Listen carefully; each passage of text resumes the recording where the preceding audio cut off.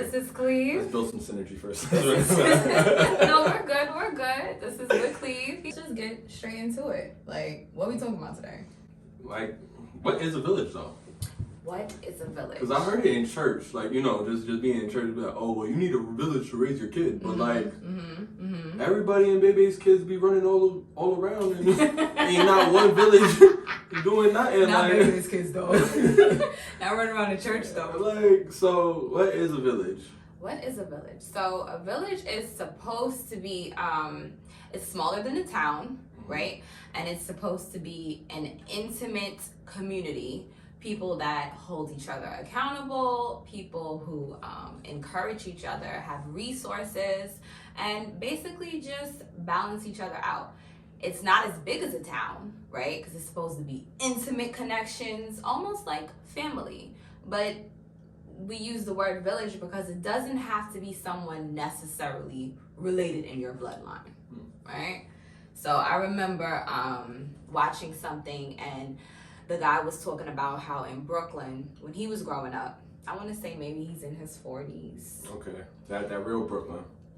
I'm not from Brooklyn, you know, I'm Queens all the way, so I couldn't relate to this at all, unfortunately. But he was saying how the neighbors in the block used to check him. Right. And you know, that's just I wouldn't even attribute that to Brooklyn, although I love Brooklyn. Shout out to BK. It was a strong sense of making sure your community was put together and held down. Okay. You know, because you know so-and-so's working 2 jobs just to make sure they can hold that house, so they can't be watching them. So, you know what, let me take it up. But we also had different things, you know, and I just think we're just in a different era where people don't communicate the same. You know, you'll move onto a block and you don't even know your neighbor. You know, like we've moved away from the norms of, you know, bringing your neighbor a pie when you move onto the block and getting to know them, because we've been put in a world where since everything's on blast, in our home, we just want to isolate ourselves from the world, you know? And instead of making refuge in the community... Trauma. Right. And instead of making refuge in community, we find our refuge in our home and we don't leave. Now there's no one looking out for us when we need it, and we're not looking out for nobody else because we're just worried about what's going on within our 4 corners. That's a fact. Selfishness, right? And the problem is when your home isn't your safe space, when your home isn't functional, right? You have children being raised in a non-functional home lacking a village, right? That's really why this is titled No Village in the Wild, because now you have a wild environment, right, where it's supposed to be nurturing. You bringing up the most important thing ever, which is a child, right? Your child, right? Or children. Right? And it's in a toxic environment. So you raising little toxic individuals to become big toxic individuals who are supposed to now be in charge. That's scary, and I think that's where we are at this point. But, you know, even in a healthy environment, like let's say mom and dad got it together, but is it enough to just be mom and dad, you know? And I think enough. What do we want to see in a village? Let's go there. What do we want to see in it? Like, what are the key components? When I think of a village, right, I have very much so shifted out of the community aspect of village. Okay. Because I never really had that, right? I didn't grow up in an era where your neighbors was looking out and you got reprimanded from the person across the street, and if you cut school, your mom would find out from this one. Right. That wasn't my era. So when I think of village, I'm thinking of actual family. Okay. Right? I'm thinking of mom, dad, grandma, auntie, sister, brother. Because essentially, regardless to where you are living, that's supposed to be a village. Right? That's supposed to be the structure of a village. So if we take it down to the basic family structure, to the basic structure of a village, you have the dad, which is supposed to be like, you know, at the top of the food chain. The mom, the grandparents, right? Aunts, uncles, brothers, sisters, nieces, everyone plays a part, and then the children. Because the village really, in essence, is supposed to support the children. And everyone connected to the children, right? Everyone's supposed to play a part because this is the most precious thing that we have to protect and connect, right? I feel like our villages have been under attack so many different ways that it has just been demolished piece by piece to where it is none unless it is very intentional, which is rare. Right. Okay. Do you feel like you had a strong village or a village at all in place growing up? No, I don't think I had a strong village per se, but as I got older, I started to take bits and pieces from other villages. Okay. And kind of formulaically plan what I would like to see when I'm starting my own village and I have my own family. Okay. And I've seen how you kind of constrained it, to family and not community. But I think there's a little in between there, So when I ask, like, what are we looking for in a village? Instead of like family titles like grandma and grandpa, I want spectators, I want guardians. Okay. I want, disciplinarians. Not everybody, but I need somebody, just in case I can't be there to tell somebody, yo, you're dead wrong. Like, right. not with the hand, but get you in check. Right. Hold you accountable. I want mentors, someone in a field where they can expose my children to something new, something they've never seen before, some places that I can't even take them. That's good. So, I want nurturers outside of just mom and dad, because one day mom might be mad at them and dad's not as nurturing as possible, So, in typical places, it would be the grandma, let me go to grandma for some nurturing and some support, but will also check me at the same time. So when these are the components that I look for, and I found them, with Mo, like, she is my guru. Like, we don't agree on nothing. We agree on some things. But sometimes we don't even agree on agreeing. That was a good one. But, she will always give me perspective. She will always tell me when I'm wrong or when I'm right, or when I'm dead wrong and I need to get it together. And she has never failed in that. It's been blunt. It's been harsh. But she knows me and she knows what I can handle, and because she took the time to learn me. So when we're talking about village and support, when we're a tight connected niche or group, in support of a child, they need to be almost as invested in the child as the parent. So these are your godparents. These are your grandparents, but these are also outsiders who have taken a love so much for you that they want to pour that love into your children. And I think that's where we miss the part of the village, because we think that if village being in the family, I'm gonna say it like this, and this might be from my own personal experiences, but not all families gonna love you enough to be in your village. That's a fact. They feel entitled to be in your village, right? But they do not love or support you enough to deserve a spot or a role in that village, right? Because love is an action word. Let's be clear. Let's talk about it. Love is an action word. So you can't just say it, and I feel like the privilege of being a family member has people do the bare minimum. Absolutely. Have people pop in and pop out when they feel like it. And the inconsistency creates disappointment. It creates expectations that aren't met. And it creates a void in a child that shouldn't be there. Absolutely. So I agree with that. And that's funny because I am working on overcoming the bitterness that I have rooted in me because I feel like I lack within my village of raising my children. Just be very transparent, right? The people that I have are there for me 1,000%, but it's not that many people. And I feel like the people that I'm supposed to have because of that family title, I'm getting cheated, right? I feel like I'm getting cheated because a lot of people need to step up to the plate and they don't step up to the plate. So when you think about it in a way more of community rather than bloodline, you learn to appreciate what you have and recognize the village that you have. And it just shift the whole dynamic. So that was good. Structure of family. So I'm gonna take out the word village because I had village, but now we're just gonna go the structure of a family, right? And how the family is under attack. So in my perspective, you have God, right?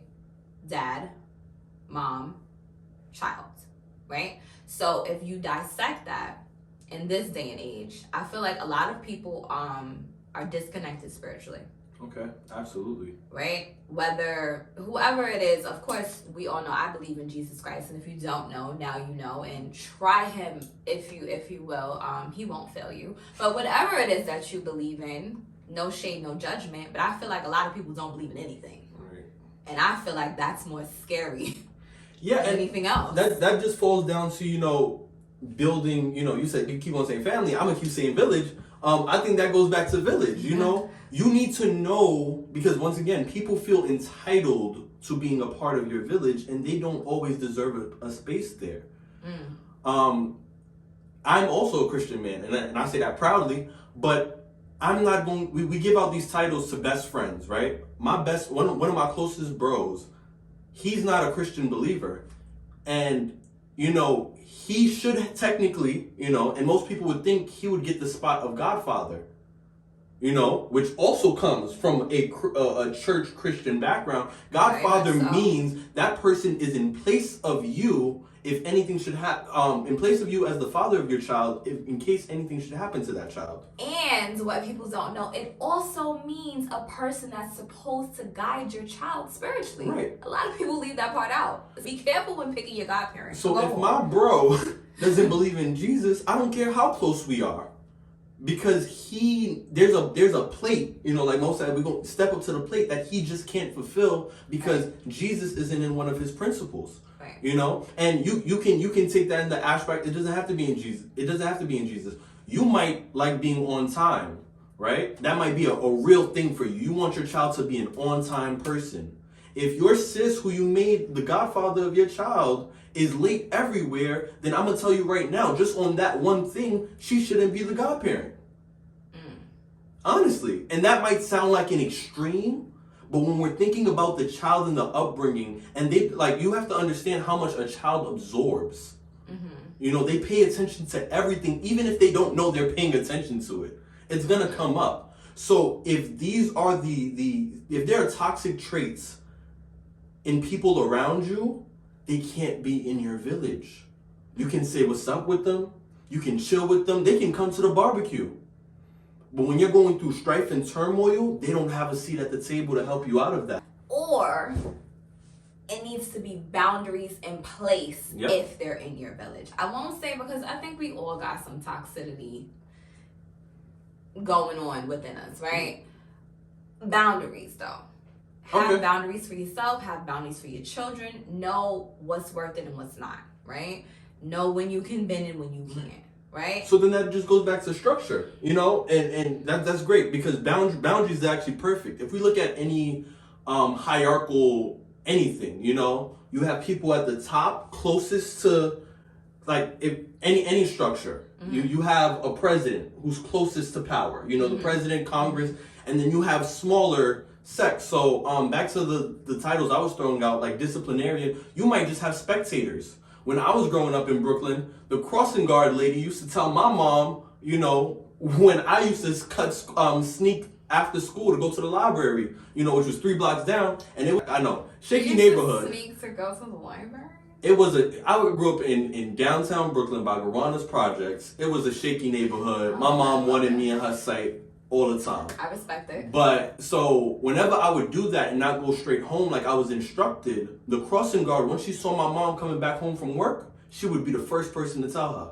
And whether she didn't know my mom from a hole in the wall, they had passing by conversations, but she was in my village. We were always polite to her and kind to her on our path. But that's a village, you can make the structure fit to what your child needs. And what I needed at that time was a spectator who can watch me when my parents aren't around. That's good. It brings me to a point where being friendly in your community, we lost that. We lost that. I don't know where it went either, because I'm not gonna lie, I'm probably friendly at full, right? I am very friendly. I just like to greet and say hello, and I'm just that person, all right? I have simmered down a lot because I feel like it can cause harm just because of the way the world is now. I feel like you just can't be friendly sometimes. And it bothers me, but that's the world that we in. Where did we lose that friendly element? Because that's where we're lacking in the village. You're not going to have connection with somebody if you just don't have that just hello. Like if your mother and you was passing across the guard and nobody spoke, I don't know if she would have reported that you was going to the library to your mother. You know what I'm saying? Right. No, you're right. Because it wasn't even that initial, hey, how you doing? Have a good day. Right. That's for them to even feel comfortable. That's good. We lack in communication, just cordial greeting communication in a community. And it bothers me, but I know it's necessary sometimes to keep to yourself. But I think we got to heighten our discernment, because I think in more cases we should really just be saying hello, even if the person doesn't speak back. Right. And that's also good in just the upbringing of your child. Exactly. Like honestly, you don't even know how many opportunities and networking connections you missed out on just because you didn't say hi, just because you weren't approachable in a sense, and once again, to her point, we live in New York City, we know where we at, sometimes it can't. Stranger danger. Stranger danger indeed. That's a thing. It's tricky. That's why I said we gotta up our discernment. Right. Seriously, we gotta be on point. I think just showing kindness goes a long way, because your child is gonna see it first of all. Right. And that's going to draw people to want to be in your village in the first place, whether you invite them or not. Now, once again, we got to work those boundaries. But people will start looking, because your kindness, your child's kindness that you've instilled in them, is going to go full circle. So we touched on the part that we are lacking spirituality, right? Absolutely. We're lacking it. Now when we go down to daddy, right? The father, the head of the household. Mm-hmm. My strong, stubborn opinion is that daddy is supposed to provide, right? And we only talk about daddy right now, right? Provision is supposed to be in place. It's an issue when daddy can't find a job. It's an issue, and it roots back to when you talk about the segregation and things. Black men have always been skilled, talented, everything, okay? With or without education, they always been it, right? But to know that you have that in you and not be able to secure the bag, that's stressful. It's stressful, and it's stressful when you are able to secure the bag and you're not paid what you're worth. Black men have not been paid what they were worth for so long. They have not been able to secure the bag for so long. We get targeted and locked up, mass incarceration. I can go on and on and on. That affects them being the providers and bringing the provision that is needed, that it causes lack, it causes stress, it causes addiction, it causes a complete breach in the village. More than that, right? We said daddy's the provider, but before he's the provider, daddy is always the protector. Talk about it. A strong, and I'm not going to make this a black thing. I am.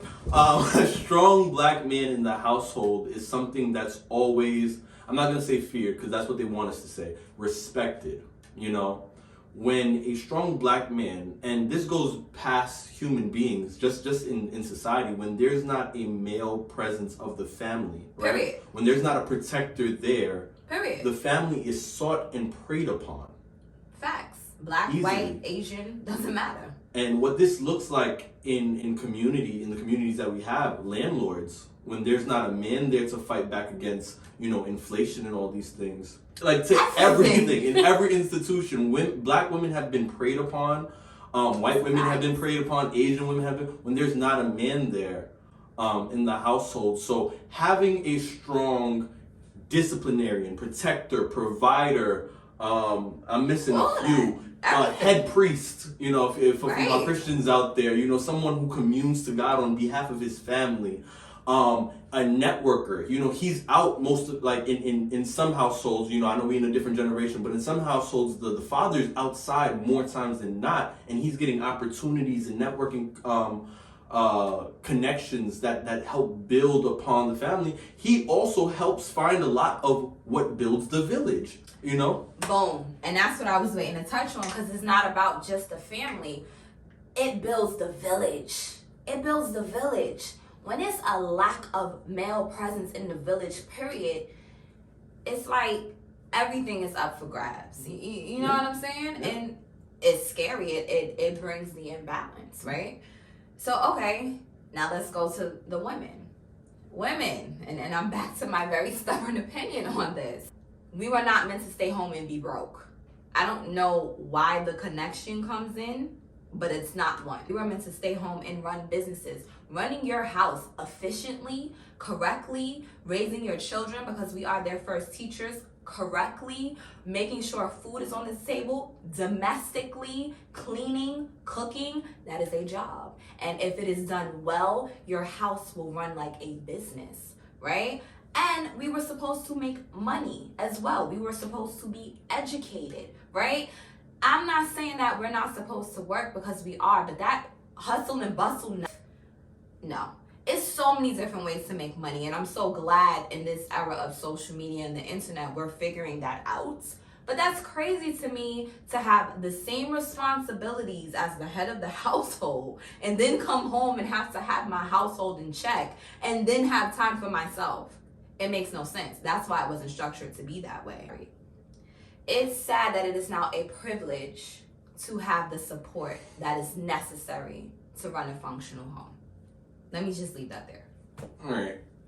As women, and please correct me if I'm wrong, because I'm still learning and growing, but women are the ones who keep things intact and keep the flow. Period. Of everything that comes through the house, make sure they go out and control the atmosphere. Right, the atmosphere. You know how powerful that is. Happy wife, happy life ain't no joke. Like, you know, if your wife is good, like you like, you know, you'll see. And I'm talking to the fellas, but I'm helping the women see it too. You'll see how well your house functions, because she's feels liberated and she feels free to handle all of the responsibilities that she has, so you can go and handle the responsibilities that you have. Because I'm going to tell you right now, if the woman's presence isn't seen in that home, nobody's getting anything done. Yes, we can't tap into that feminine soft side, because we always got to be masculine. We always got to be male. We got to be protector, provider, and mommy. That's why, and I'm not knocking any single women. My mother is a single mother of 2. She was the most phenomenal mother I could have ever had, right? So don't get it twisted. And I'm not saying you should stay in a situation that, you know, is harmful to you, but I'm just saying how it was supposed to be structured was initially the right way for us to thrive, right? If it would have went that way. Now, granted, it's not, but let's stop always trying to push this, you know, overly independent. There's nothing wrong with being independent, but there is a thing as being overly independent, right? Ladies, let me give you a tip. A man does need to feel needed, regardless if they express it or not. And if they feel it's no need for them, it will be easier for them to leave, right? Not saying that it's right, not saying that they will, not saying that they should, because I don't agree that they should. But a man, if you're playing man and woman, where does he fit in? You know what I'm saying? It's like it has really shifted the balance. My job right now is to nurture my children so they know how to take care of themselves. Absolutely. To the highest of their ability. And that's my daughter and my son, right? It's like we have an issue to where we make the girls know how to cook and clean and take care of themselves, and we just breastfeed the boys until they're 18 and let them be in the basement. Right. No, the boys should be on the same wavelength of cooking and cleaning and taking care of themselves. So right there. So I was that child, you know. I was that child who was coddled. I didn't touch the laundry. I helped move the bags and stuff like that, but I didn't know how to do laundry. I didn't know how to cook. Lord knows I didn't know how to cook. So, you know, when I moved off from my mom, you know, I went to school, I went to college, you know, and, you know, certain things happened where I just wasn't with my mom anymore. And a lot of things I had to learn on the fly. Like, I almost literally starved. And then when I wasn't starving no more, I was eating deli food every single day. Now, if you guys know the price of deli food, it's right now. And buying your own food and cooking it. People who know me, I eat a lot. So it's about, we was getting them 3 meals. So that's about $25 a day, right? Do that by the week, do that by the month, do that by the year. Y'all probably better at math than I am. It's a lot of money. A lot going on. It's a lot of money. Once Mo taught me how to cook and get groceries and shop for stuff, that price was cut in half. Went from probably $600, $700 a month to $200-$300 a month. That's a major difference. Okay. Huge. And I was out in the world without any tools, without any resources. I didn't have that family. I didn't grow in that family village, you know. Thank God I had a Mo there, you know, to come and hold it down and be a part of my village. Let's you know, going back, you know, I don't want to regress too much, but people can join your village, you know. Be discerning and know who that is, but don't be afraid of letting people in your village because they come later on in life and they weren't there from the jump, you know. But yeah, I'm glad I had that, because had I not, I would have either gone broke or I would have starved, you know. So just once again with the balance, it's not a healthy balance to have our children doing the roles that were forced on us, you know, for survival. You know, we need to now put roles together in which any child can be able to take care of themselves so just historically, when a child reached a certain age, he left the village, right? And this was predominantly men, but looking at the America we have now, they left the village, right? Because the village is supposed to empower them with so much knowledge, so much resources, like their time, affection, practices, norms, that when they reach that coming of age, they're able to go out in the world ready and dominate. And when time comes, they can return back to that village and be welcomed with open arms. And help progress the village into a town. Absolutely. And if things don't work out, things go bad, they can return to the village and come back to nurturing arms who are going to nourish them back to health and then send them back better than when they came. We don't got that. We don't. We don't got that. And so seamlessly goes into the children. Children are raising themselves. Yeah. It is the scariest thing ever, because they're dealing with hypocritical parenting. The hypocritical parenting, the don't do this even though you're watching me do it, which does not work. I don't care what y'all say. It does not work. You have to be the change that you want, or you have to communicate that this is what I struggle with and this is why you shouldn't be that way. And then you should also be communicating that to the village. Because if you're setting a principle for your children, you have to hold everyone in that village to the same principles. You can't be like, oh, that's what them and them do. That got nothing to do with you. No, it has everything to do with the child, because that's what they're watching when they leave home. Because you told that child that these people are a part of your village, that they need to respect them. Respect, okay, if this is someone I respect, then this is someone I'm going to copy. I got big issue with adults who don't respect children. Big issue. Because how are you expecting something that you're not given? How you can't play this. You are not their God, okay? You have to respect a person regardless to the age if you want them to respect you. Now, granted, a child should respect an adult regardless, but I don't want my child around you if you can't respect them. No, yes, a child should respect their elders, but what we're teaching a child when elders get to disrespect that child is, okay, you have to respect this elder until you're at a certain time, and then you get to bully the next child.